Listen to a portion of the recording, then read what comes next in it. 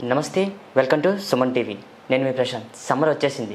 బాణుడు బగబగలకు నగరంలో ప్రజలు అల్లాడిపోతున్నారు. ఎండవేడి ఎక్కువగా ఉండడంతో ఇటుపక్క ఆఫీసెస్ మరియు అటుపక్క చిన్న మధ్య తరగతి కుటుంబంలో ఏసీ వినియోగం అధికంగా పెరిగింది. సో అందరూ ఏసీస్ యూజ్ చేస్తున్నా వాటిని ఎలా మెయింటెనెన్స్ చేయాలో చాలామందికి తెలిసి ఉండకపోవచ్చు. అయితే ఈ విషయాలన్నీ మనతో చెప్పడానికి ఏసీ ఇంజనీర్ ప్రసాద్ గారు అయితే మనతో ఉన్నారు. ఆయన అడిగి తెలుసుకుందాం. సార్ నమస్కారం. సార్ సార్ ఇప్పుడు చూసుకుంటే చిన్న పెద్ద అందరూ కూడా ఏసీస్ వినియోగం చాలా ఎక్కువగా వాడుతున్నారు సార్. కానీ దానికి చాలామందికి ఎలా యూజ్ చేయాలో తెలిసి ఉండదు. సో ఏసీస్ని ఎలా మెయింటైన్ చేయాలంటారు సార్?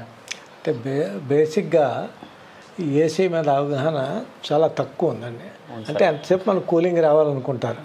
ఎంత టెంపరేచర్ ఉంటే బాగుంటుంది, ఎంత టెంపరేచర్లో మెయింటైన్ చేస్తే మన హెల్త్కి ప్రాబ్లం ఉండదు అనేది ఉండదు.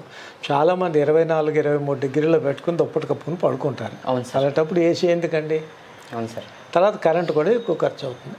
నార్మల్గా మనం కంఫర్టబుల్గా ఉండాలంటే 25-26 డిగ్రీల్లో ఏసీ పెట్టుకొని థర్మోస్టాట్ తోటి ఫ్యాన్ ఆన్ చేసుకుంటే లోలో పెట్టుకుంటే మనకు ఆ కూల్ ఎయిర్ మనకి ఆ వెలాసిటీ తోటి తగిలినప్పుడు మనం కంఫర్టబుల్ ఫీల్ అవుతాం.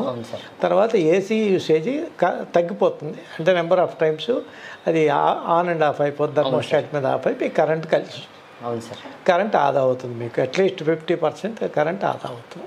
బయట చాలా వర్క్ చేసుకొని మంచి ఎండతో ఇంటికి వస్తారు సార్. ఇంట్లోకి వచ్చినట్టునే ఏసీస్ కూడా 18లో పెట్టేసి ఆన్లో ఉంచేస్తారు. సో ఎక్కువలో పెట్టడం వల్ల కరెంట్ బిల్ ఏమైనా ఎక్కువ పెరిగే అవకాశం ఉందంటారా? మీరు ఎండలోంచి వచ్చినా కూడా మీకు ఆ 25-26 డిగ్రీలో ఉన్నప్పుడు ఫ్యాన్ ఉన్నప్పుడు కూడా మీకు కూలింగ్ కనిపిస్తుంది. ఎందుకంటే మీ బాడీ హీట్లోంచి వచ్చి బయట నుంచి అట్మాస్ఫియర్లోంచి వచ్చారు కాబట్టి మీరు లోపలికి వచ్చేటప్పటికి ఈ టెంపరేచర్ డిఫరెన్స్ మీ కంఫర్ట్ వచ్చేస్తుంది. మీరు 23కి 22 పెట్టాల్సిన అవసరం లేదు. 26లో 25లో కూడా మీరు కంఫర్టబుల్గానే ఉంటారు. ఒక 5 నిమిషాలు అయ్యేటప్పటికి మీ బాడీ టెంపరేచరు సెట్ అవుతుంది రూమ్ టెంపరేచర్కి. అప్పుడు మీకు ఇంకా కంఫర్ట్ ఎక్కువ ఉంటుంది. సార్ సంవత్సరంలో ఏసీ ఎన్నిసార్లు మనం సర్వీసింగ్ చేయించుకుంటే బాగుంటుంది అంటారు సార్? అంటే నార్మల్గా రెసిడెన్షియల్ యూసేజ్ని బట్టి ఉంటుందండి. నార్మల్గా మనం మధ్యతరగతి కుటుంబాలను వీళ్ళందరూ కూడా వాడేది సమ్మర్లో ఎక్కువ వాడతారు. అవును సార్. అందుకని సమ్మర్ ఎంటర్ అయ్యే ముందు ఒకసారి ఫుల్ సర్వీసింగ్ చేయించేసుకోవాలి. సమ్మర్ అయిన తర్వాత ఒకసారి సర్వీసింగ్ చేయించుకోవాలి. మీకు డౌట్ రావచ్చు, సమ్మర్ అయిన తర్వాత సర్వీసింగ్ ఎందుకంటే మనం వాడం కదా. అవును సార్. ఈ సమ్మర్ యూసేజ్లో ఈ ఫిల్టర్స్ కానీ కాయిల్ కానీ బ్లాక్ అయిపోతాయి. తర్వాత మనం ఈవెన్ 1 అవర్ వాడినా కూడా కరెంట్ వృధా అయిపోద్ది కాబట్టి కూలింగ్ రాదు. అందుకని సమ్మర్ అయిన తర్వాత కూడా ఒకసారి సర్వీసింగ్ చేయించుకుంటే ఆ ఏసీ ఎఫెక్ట్ బాగుంటుంది.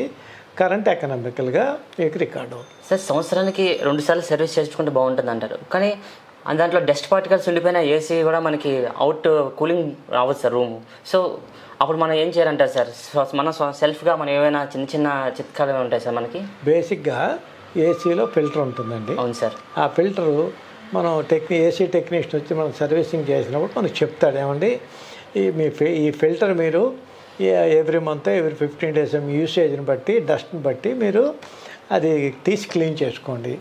ఎప్పుడైతే మీ ఫిల్టర్ బ్లాక్ అయిందనుకుంటారో మీకు ఎయిర్ వెలాసిటీ తగ్గిపోయి అవును సార్ కొంచెం కంప్రెసర్ ఎక్కువ తిరగడం మొదలవుద్ది, కూలింగ్ తగ్గిపోద్ది. అప్పుడు ఇమీడియట్గా ఫిల్టర్ తీసి క్లీన్ చేసి బాగా వాటర్ సర్వీసింగ్ చేసిన తర్వాత అది ఫుల్గా డ్రై అయిన తర్వాతే మళ్ళీ దాన్ని ఇన్స్టాల్ చేసుకుని మీరు రన్ చేసుకుంటే మీకు కూలింగ్ తగ్గదు, బాగానే ఉంటుంది. కాదనుకుంటే మీరు ఇంకొక స్పేర్గా కూడా ఫిల్టర్ పెట్టుకొని రెగ్యులర్ యూసేజ్లో మార్చుకుంటూ చేసుకోవచ్చు. సార్ ఈ సమ్మర్లో మనం ఏసీస్ ఎక్కువ యూజ్ చేస్తుంటాం సార్. సో ఈ ఏసీస్ యూజ్ చేసినప్పుడు మనకి గ్యాస్ అయిపోయిందని ఎలా తెలుస్తుంది అంటారు సార్ మనకి? అంటే ఏవైనా మనకి కానీ తెలుస్తుందా? వేరియేషన్ ఏమి తెలుస్తుంది సార్ గ్యాస్ అయిపోయినట్టు మనకి? అంటే గ్యాస్ అయిపోయిందని డైరెక్ట్గా చెప్పలేరండి ఎవరు. సార్ రెసిడెన్షియల్ యూసేజ్కి వచ్చేటప్పటికి మనకేమవుతుందంటే కూలింగ్ తగ్గిపోయినప్పుడు ముందు ఫస్ట్ మనం చూసేది ఫిల్టర్ క్లీన్ అయిందో లేదో చూస్తాం. అవును సార్. తర్వాత రెండోది ఏం చేస్తామంటే మన ఫ్యాన్ మోటార్ ఆన్ అయిందో లేదో మనకు తెలిసిపోతుంది. అవును సార్. ఫ్యాన్ మోటార్ ఆన్ అయ్యి కూలింగ్ రావట్లేదంటే మనకేమన్నా కంప్రెసర్ ఏమైనా పోయిందా అని చూస్తాం. కంప్రెసర్ సౌండ్ వస్తుంది. అవును సార్. కంప్రెసర్ సౌండ్ వచ్చి ఫ్యాన్ మోటార్ బాగుండి ఫిల్టర్ బాగుండేటప్పటికి డెఫినెట్గా గ్యాస్ లీక్ అయిందని తెలుస్తుంది. సార్ ఇప్పుడు అందరింట్లో కూడా ఐరన్ వస్తువులు ఎక్కువ ఉండడం వల్ల రూమ్ టెంపరేచర్ అంత ఫాస్ట్గా కూల్ అవ్వదని చెప్పేసి ప్రజల్లో ఒక అపోహ ఉంది సార్. అది ఎంతవరకు నిజం అంటే ఐరన్ వస్తువులు ఉంటే బేగా కూల్ అవ్వకపోవడం అనేది ఏమైనా ఉంటుందా ఏసీలో? అదేం లేదండి. రూమ్ టెంపరేచర్ని బట్టి మన ఎయిర్లో మన అవుట్ సైడ్ అట్మాస్ఫియర్ కనుక మనకి రాగనట్టుంటే కూలింగ్లో పెద్ద తేడా ఉండదు. మనం వేసిన ఒక 15-20 మినిట్స్ కల్లా కంఫర్ట్ జోన్కి వెళ్ళిపోతాం.